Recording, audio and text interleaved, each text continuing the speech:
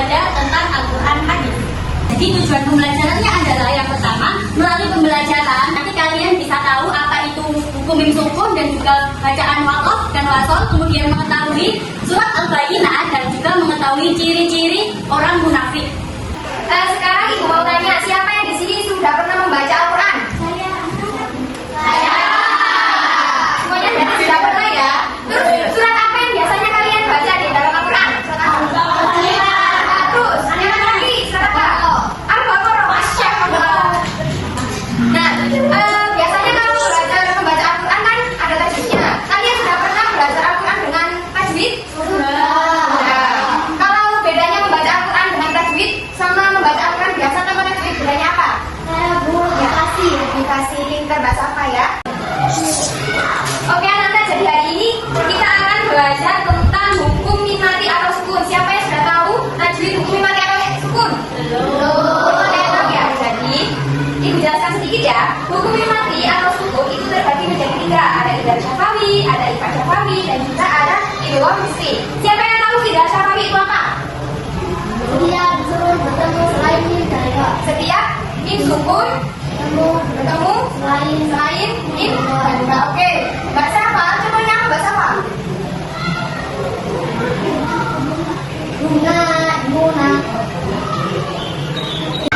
Nah, untuk tajwid hukum mim mati atau sukun yang kedua itu ada ikhfa syafawi. Siapa yang di sini tahu apa itu ikhfa syafawi?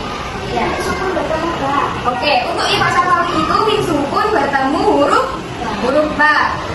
Untuk yang ketiga itu ada idgham misri atau idgham mimi. Siapa yang tahu di sini idgham misri atau idgham mimi itu apa? Ya. Mim sukun bertemu mim. Oke, pintar. Mas siapa Mas? Namanya? Saka. Nah, oke. Di tajwid hukum mim mati atau sukun itu ada 3. Yang pertama, idgham syafawi. Yang kedua, ikhfa syafawi. Idgham misri. Untuk idgham syafawi itu tadi apa? Mim sukun bertemu selain mim dan ba. Nah, anak-anak di sini bukan punya media hukum mim mati atau sukun. Nah, di sini tadi kan sudah ada beberapa huruf hijaiyah. Nanti ibu mau 2 anak, 1 laki-laki sama 1 perempuan untuk mengelompokkan mana yang termasuk bacaan idgham syafawi, mana yang termasuk bacaan ikhfa syafawi, dan juga mana yang termasuk idgham misri atau idgham mimi. Baik, di sini ada Mbak Safa sama Mas Ibat. Nah, di sini silakan mengelompokkan ya. Untuk yang idgham syafawi Mbak Safa, untuk yang ikhfa syafawi sama idgham misri atau idgham mimi Mas Ibat. Yuk, silakan. Nah, tadi kan Mas Ibat sama Mbak Safa kan sudah maju ke depan untuk mengelompokkan beberapa huruf hijaiyah yang ada di hukum mim mati atau sukun. Kita cek bersama ya apakah benar atau tidak ya. Nah, untuk idgham syafawi itu tadi penjelasannya apa? Mim sukun bertemu selain mim dan ba. Nah, di sini Mbak Safa menempatkan huruf shad. Shad itu termasuk mim dan ba enggak? Enggak, berarti benar. Dari pekerjaannya Mbak Safa tadi ya, yang contoh dari idgham syafawi. Ibu ambil 1 contoh. Nah, di sini apakah betul jawaban dari Mbak Safa mim sukun bertemu huruf selain mim dan ba itu idgham syafawi? Benar atau tidak? Benar. Berarti jawaban Mbak Safa sudah benar. Nah, wa ma hum bi kharijina mim sukun bertemu ba. Apakah benar mim sukun bertemu ba itu termasuk ikhfa syafawi? Benar. Ikhfa sudah benar. Oke, selanjutnya anak-anak didengarkan ya. Nah, selanjutnya kita akan belajar tentang macam-macam hukum bacaan waqaf dan juga wasol. Siapa yang tahu apa itu waqaf sama apa itu wasol? Gimana tahu ya?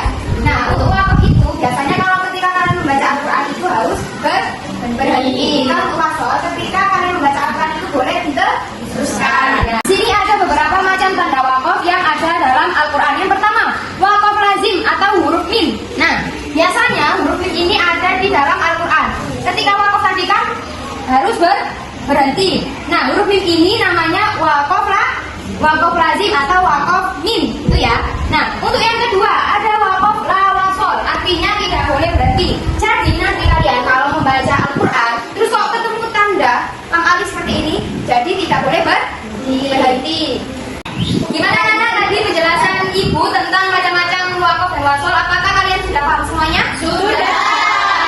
Untuk mengecek kepahaman kalian, ibu mau 2 anak maju depan, 1 cowok sama 1 cewek. Yuk, siapa yang mau maju depan? Ya.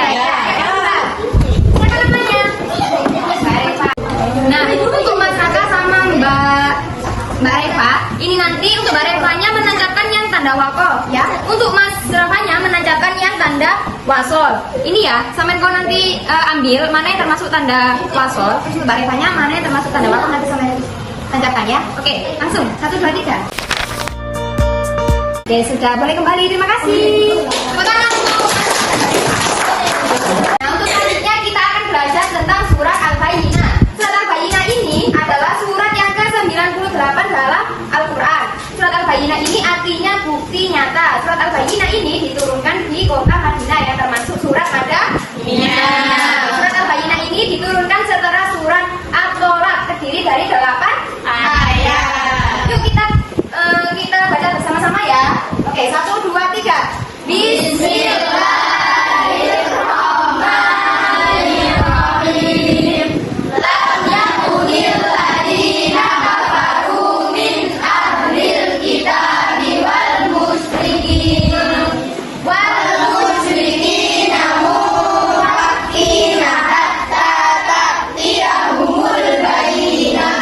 Nah, setelah kita membaca surat Al-Bayyinah, Ibu guru mau kalian satu persatu untuk membaca terjemahan dari surat Al-Bayyinah. Untuk ayat yang pertama, Mas Ubed, yang dibaca Mas Ubed, terjemahan surat Al-Bayyinah ayat pertama. Orang-orang yang gugur dari golongan ahli kitab dan orang-orang musyrik tidak akan meninggalkan kekufuran mereka sampai datang kepada mereka bukti yang nyata. Nah, kalian tadi kan sudah membaca bersama-sama surat Al-Bayyinah. Kalian sudah tahu ya. Sekarang Ibu mau menunjuk 2 anak untuk melengkapi ayat yang numpang dari surat Al-Bayyinah di depan. Yang cowok Mesaka, untuk yang cewek Bais. Yuk langsung maju. Nah, anak-anak sudah paham materi surat Al-Bayyinah sama hukum mim sukun? Sudah.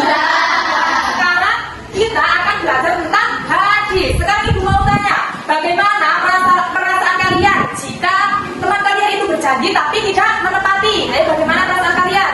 Sedih. Nah, dari perbuatan tadi itu termasuk akhlak yang tercela. Jadi kita tidak boleh melakukan seperti itu ya, anak ya. Sekarang kita baca bersama-sama hadis tentang ciri-ciri orang munafik. Bismillahirrahmanirrahim. Adapun munafiqin salasa idza haddatsa wa idza wa'ada akhlafa wa idza tumina. Bersama-sama artinya tanda-tanda orang munafik itu ada 3. Apabila berkata ia berbohong, dan apabila berjanji dia tidak menepati, dan apabila dipercaya ia berkhianat. Nah, anak-anak, kalian tadi kan sudah mendengarkan. Nah, Ibu akan membacakan dari kelompok 1 ya. Kelompok 1 terdiri dari Mbak Ais, Mbak Husna, Mas Afan, dan Zaki. Oke anak-anak, sekarang kalian berkumpul dengan kelompoknya masing-masing ya. Nah, kalau sudah berkumpul dengan kelompoknya masing-masing, kalian berdiskusi tentang proyek apa yang akan kalian buat ya. Sudah menentukan kan mau membuat proyek apa? Sudah. Oke, sekarang kalian kerjakan. Pekerjaan kalian buat proyek yaitu 10 menit ya.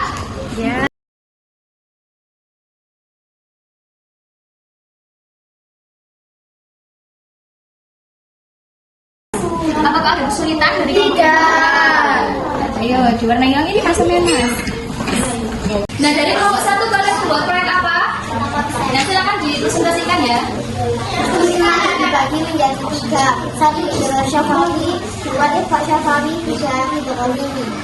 Nah, dari peta konsep dari kelompok 1, hukum yang mati sudah benar ya. Ada Ibrahim, Pak Syafawi, dan Idar Syafawi. Dan modelnya juga bagus. Tepuk tangan untuk kelompok 1. Yaitu dari kelompok 2, silakan maju ke depan. Nah, dari kelompok 2, tadi kelompok 1 kan bikin min mapping ya. Terus kelompok 2 membuat proyek apa? Min mapping juga. Oke, kalian presentasikan silakan. Dibaca. Anak. Bismillahirrahmanirrahim. Lam yakunil ladina kafaru min ahli kitabi wal musyrikina muwaqqina hatta ta'tiyahumul bayyinah. Artinya, orang-orang yang kafir dari golongan ahli kitab dan orang-orang musyrikin tidak akan meninggalkan agama mereka sampai datang kepada mereka bukti yang benar.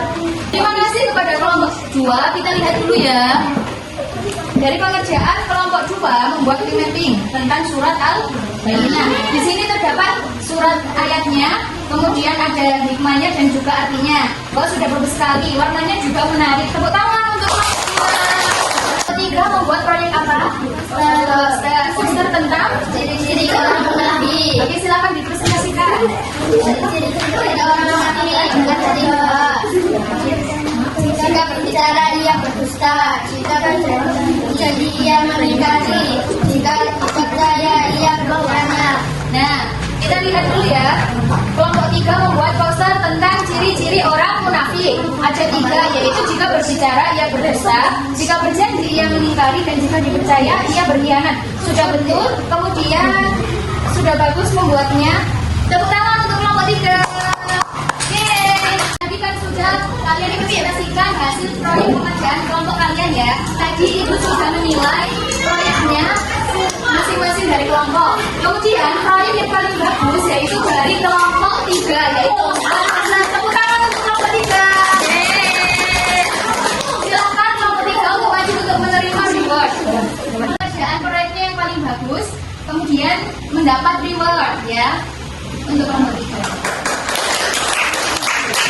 Jadi sekarang kita simpulkan bersama-sama ya anak-anak. Tadi kita sudah belajar tentang tajwid mim sukun. Buku mim sukun ada berapa? 3. Tadi juga kita belajar tentang surat Al-Bayyinah. Siapa yang tahu arti surat Al-Bayyinah tadi apa?